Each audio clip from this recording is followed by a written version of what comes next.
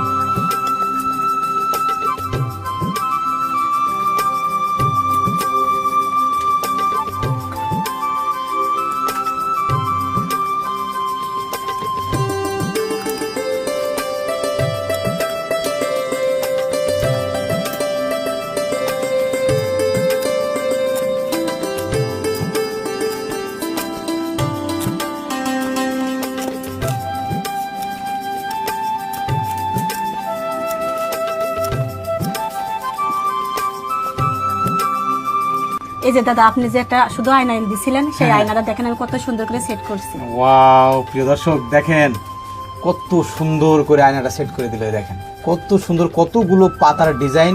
সব তো খেজুরের পাতা নাকি? হ্যাঁ খেজুরের পাতা। খেজুরের পাতা এরকম কালার হলো কিভাবে? ওগুলো কালার দিয়ে তৈরি করতে হয়। আচ্ছা এইগুলো কি বাজারে কি সেল হয় এগুলো? হ্যাঁ কেউ যদি পছন্দ করে তাহলে বললে আপনি দিয়ে দিতে পারবেন?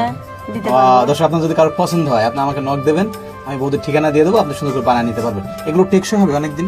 হ্যাঁ আপনি যেমন যত্ন নেবেন ততদিন হবে। মানে যত্নে রাখার পরে ডিপেন্ড করবে, তাই তো? প্রিয় দর্শক বাজারে যে আয়নাগুলো পাওয়া যায় ফ্রেমওয়ালা, ওগুলো কিন্তু কিছুদিন পরে নষ্ট হয়ে যায়, কিন্তু এইগুলো দেখেন কত সুন্দর। দেখেন